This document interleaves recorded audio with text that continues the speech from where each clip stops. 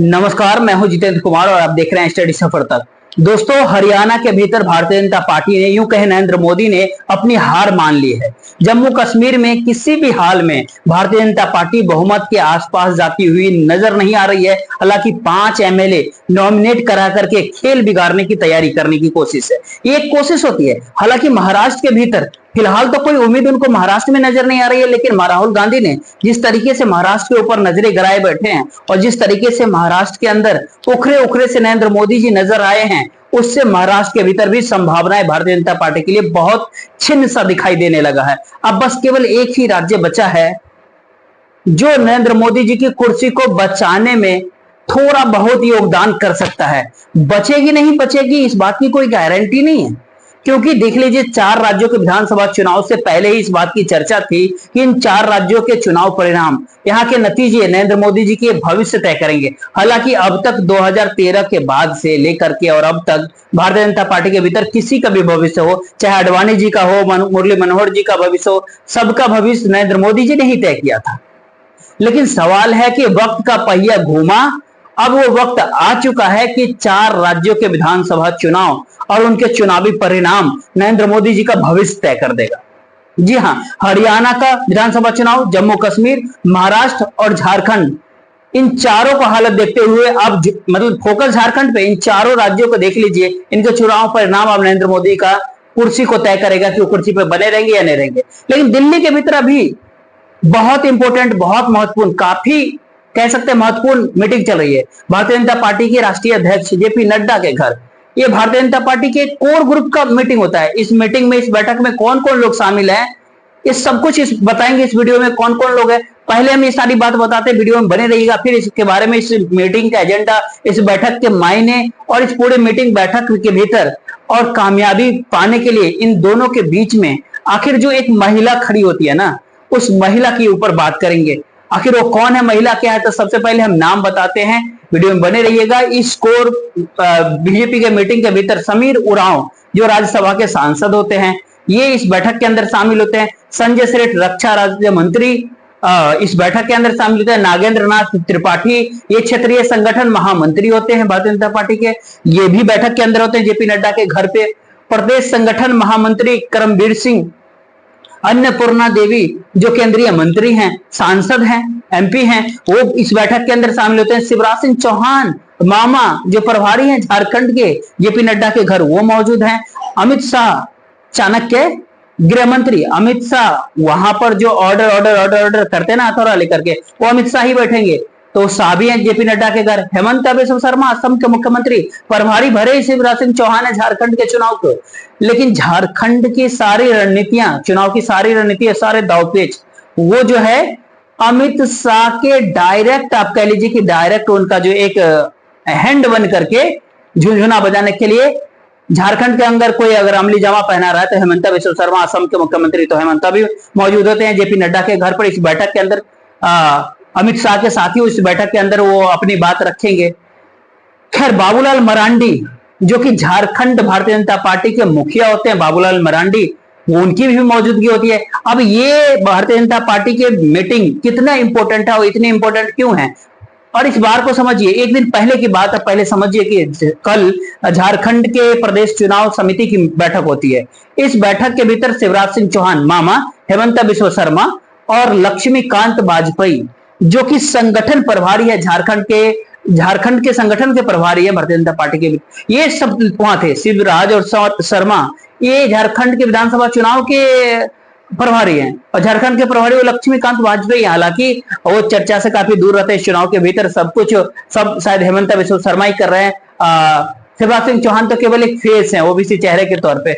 इन तीनों की मौजूदगी होती है यहाँ पर। जो एक बैठक होती है झारखंड का, इसको एक औपचारिकता आप कह ले, लेकिन इस बैठक के भीतर जो एजेंडा होता है वो ये होता है कि जो रायशुमारी के भीतर जितने भी नाम आए हैं प्रत्याशियों के झारखंड के भीतर से, वो रायशुमारी वाले नाम और जो इंटरनल सर्वे भारतीय जनता पार्टी का होता है, उस सर्वे में जो झारखंड के भीतर से नाम आया, उन दोनों नाम को टैली किया जाए, कौन से नाम उसमें कॉमन है, या फिर ये कहें कि दोनों में जो कॉमन नाम होगा वो ज्यादा मजबूती के साथ आगे निकलेगा उसका नाम। इसके बाद ये चर्चा होती है कि 15 नाम कम से कम अभी घोषित कर दिया जाए।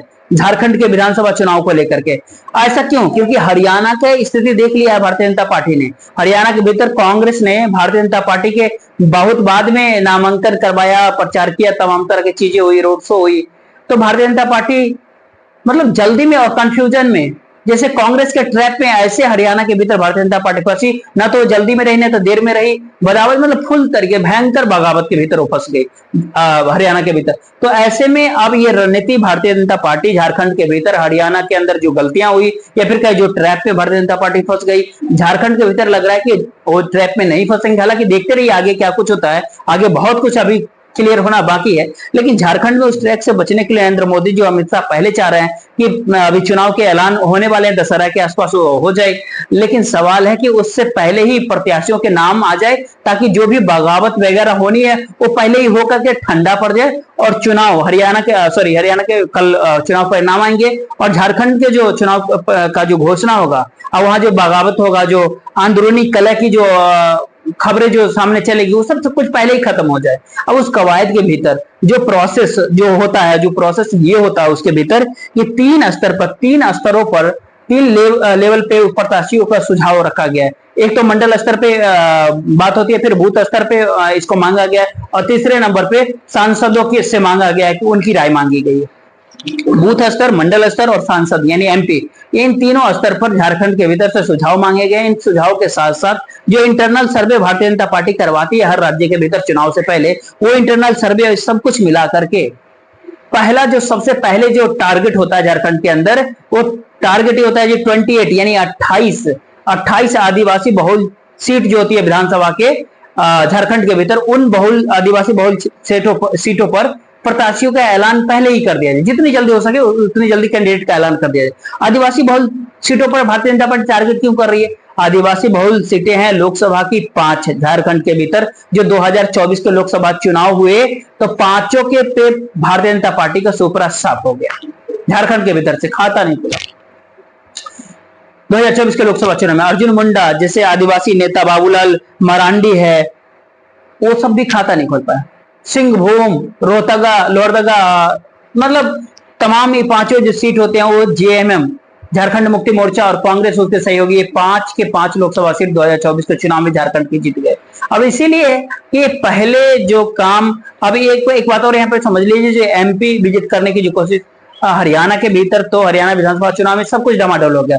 मध्य प्रदेश में पहले प्रत्याशियों का नाम ऐलान कर दिया गया था, तो मध्य प्रदेश वाली चाल झारखंड में, वैसे ही झारखंड में पहले से ही कैंडिडेट को नाम घोषित कर दिया जाए ताकि वक्त मिल जाए भारतीय जनता पार्टी को और प्रत्याशी को भी। अपने जगह पे ये प्लान ठीक होता है, लेकिन सवाल है कि ये क्या एक भारतीय जनता पार्टी ट्रैप में फंसेगी, नरेंद्र मोदी जी ट्रैप में फंसेंगे या नहीं फंसेंगे? अब जो है वो जमाना, मतलब बीते दिनों की बात तो हो गई जब भारतीय जनता पार्टी के ट्रैप में हमेशा कांग्रेस और विपक्षी पॉलिटिकल पार्टी हमेशा फंसते थे, भारतीय जनता पार्टी एजेंडा उनका सेट करते थे। लेकिन अब वक्त का पहिया बदला, तो हर दिन सुबह और हर दिन शाम कांग्रेस, राहुल गांधी एक तरह के एजेंडा सेट करते हैं, पूरे दिन भारतीय जनता पार्टी उसके पीछे मंडराती रहती है, आसपास भटकती रहती है, घूमती रहती है, तमाम तरह के बयानबाजी करती रहती है। तो उनके ऊपर भी बात करेंगे। 2019 के भीतर जो 81 सीटें होती है झारखंड के भीतर विधानसभा के, अगर 19 में भारतीय जनता पार्टी 25 सीट जीती थी, जेएमएम 30 सीट और जेएमएम के सहयोगी कांग्रेस 16 सीटें।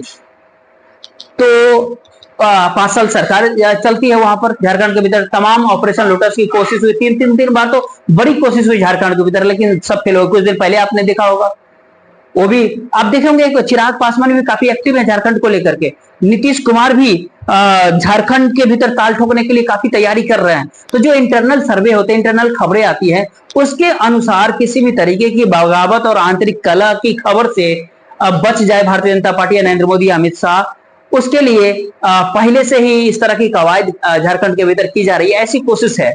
और खबरें भी अंदर अंदर ऐसे चलती है। एलजेपी को खबर होती है कि एक सीट देने की तैयारी में है भारतीय जनता पार्टी। चिराग पासवान ने बताया कि अमित शाह से मुलाकात हुई थी, बातें हुई है, चर्चाएं काफी हुई है और जम्मू कश्मीर और हरियाणा के भीतर उनका समर्थन बिना शर्त, मतलब भारतीय जनता पार्टी को रहा, इतना बड़ा जनाधार रहा चिराग पासवान का। और झारखंड के भीतर वो साथ में चुनाव लड़ने के लिए तैयार है। झारखंड में बार बार वो झारखंड जा रहे हैं, तब उन्हीं के बयानों के बाद उनको फूलों की बुके लेकर के पहुंचना पड़ता है। जो अमित शाह, जो खतरा आ गया संसद के ऊपर। खैर, बात करते हैं एक सीट एलजेपी को चिराग पासवान को देने की तैयारी है। 2 सीट जेडीयू को नीतीश कुमार को देने की तैयारी है। 9 सीट सुदेश महतो मतलब उनको देने की तैयारी है। ये भीतर भीतर जो खबरें निकल के आ रहे हैं। और कुल 9 उनको, एलजेपी 1 10, 2 जेडीयू 12, मतलब 2 तब 12 हो गया, और 81 में 12 इधर हो गया। बाकी सीटों पे भारतीय जनता पार्टी लड़ने के लिए तैयार है। जो आदिवासी बहुल 28 सीट जो झारखंड के भीतर है, उस पर भारतीय जनता पार्टी खुद ही लड़ने की तैयारी में है। चंपई सोरेन के ऊपर भरोसा है, लेकिन अब उस भरोसे के बीच में एंट्री होती है, यानी हो सकता है कि ताबूत के आखिरी कील बचा हो, क्योंकि आखिरी उम्मीद झारखंड के भीतर है भारतीय जनता पार्टी के। महाराष्ट्र में भी उम्मीद न के बराबर है। हरियाणा तो हाथ से निकल ही गया, कल चुनाव परिणाम आपके सामने होगा। जम्मू कश्मीर का भी चुनाव परिणाम होगा, वो भी चला गया।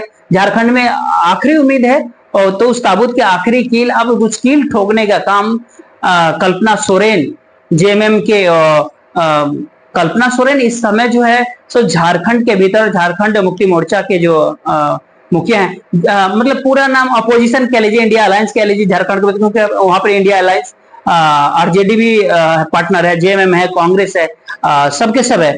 तो इंडिया और एनडीए, इन दोनों के बीच में अगर झारखंड के भीतर फर्क आज के दौर में अगर कोई करके देखे, जो बराबर के फाइट, जो लोकल सर्वे होता है, लोकल जो लोग जो बताते हैं, जो माइन्यूट लेवल के लोग, जो तमाम तरह की खबरें आती रहती है, झारखंड के बहुत करीब से जानने वाले जो लोग होते हैं, वो इस तरह की बातें, उनका कहना होता है कि बहुत कांटे का मुकाबला, बराबर का मुकाबला झारखंड के भीतर नजर आएगी। ऐसी खबरें होती है इंडिया अलायंस के भीतर और एनडीए के भीतर से।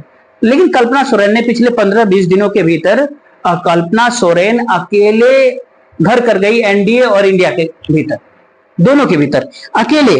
अब ऐसे में सवाल आता है कि आज के दौर में अगर कल्पना सोरेन को हटाएंगे तो बराबर का टक्कर भी, और हो सकता है उस टक्कर में थोड़ा बहुत, जिस तरीके से वहां पर डिवीजन की राजनीति को काफी मजबूती से आगे बढ़ाया है हेमंत बिस्वा शर्मा को भेज करके भारतीय जनता पार्टी ने, तो फिर वो वहां पर आदिवासियों के बीच में, झारखंड के भीतर डेमोग्राफिक को लेकर के तमाम तरह की बातें को फैलाना, हालांकि काफी वो सक्सेसफुल वो बातें नहीं हो रही, लेकिन काफी मजबूती के साथ उसको आगे बढ़ाते हुए झारखंड के भीतर हेमंत बिस्वा शर्मा दिख रहे थे।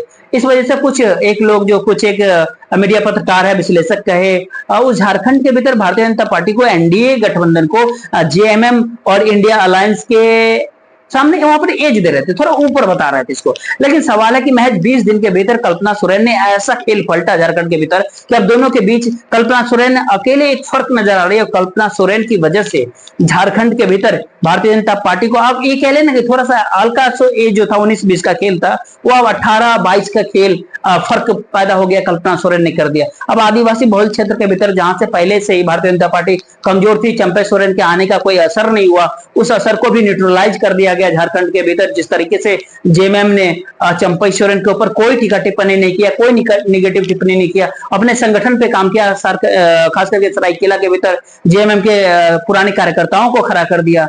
और तमाम सारे लोगों की जो संदेश और मैसेज को जब आप देखेंगे ना, तो आपको पता चलेगा कि जो कुरहान का टाइगर, तो कोई टाइगर वाइगर की बात नहीं। कुरहान के भीतर तो कौन सा संथाली है कुछ हद तक, लेकिन ऐसा नहीं होता है कि चंपई सोरेन का ट्रैक रिकॉर्ड, तमाम सारे लोगों को कहना है कि उनका कहना ये होता है कि चंपई सोरेन के पूरे राजनीतिक व्यक्तिगत ट्रैक रिकॉर्ड अगर आप देखें 2019 को छोड़ करके, वो हर चुनाव के भीतर 3000 वोट के आसपास से ही जीत पाए, इससे ज्यादा का मार्जिन वो नहीं कभी बना पाते। 12, 14, 15 हजार का वोट बना 2019 के भीतर। तो सवाल है कि वो हालत नहीं चंपई सोरेन का, जो मीडिया पत्रकार, वो मुख्यमंत्री बनाए जब हेमंत सोरेन ने, और वो जेल जाने के बाद जैसे बिहार में जीतन राम मांझी सुपरस्टार हो गए, तो एक बार मुख्यमंत्री के कुर्सी पर बैठ जाने के बाद, सीएम के कुर्सी पर बैठ जाने के बाद, और उसके बाद भारतीय जनता पार्टी अपने पीछे लग जाए, किसी को टूल बना ले, तो उस टूल को तो पब्लिसिटी से हाइप दे ही देती है। तो फिर वही हाइप जो है, उसके बाद जो है जोबा मांझी जो है झारखंड के भीतर, उनको भी मैदान में उतारा।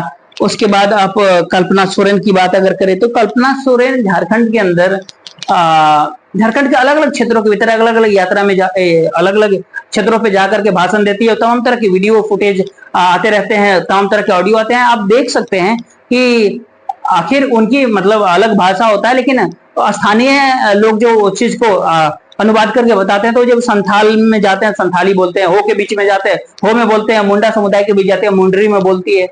तो अलग अलग भाषाओं में अलग अलग जगह पर कनेक्ट इतना जबरदस्त तरीके से कर रही है कि झारखंड के भीतर ये विजुअल मतलब तमाम सारे बाइट्स हैं। महिलाएं झारखंड के भीतर तमाम सारे महिलाएं बेटियां बोलती है कि पूरे देश में अगर प्रियंका के बाद कोई महिला नेता है जिसके भीतर मतलब तमाम तरह की उसमें जो एक पोटेंशियल है, एक क्षमता है, जो आपस में संवाद करने की कनेक्ट करने की भाषा शैली जो है वो कल्पना सोरेन के अंदर है।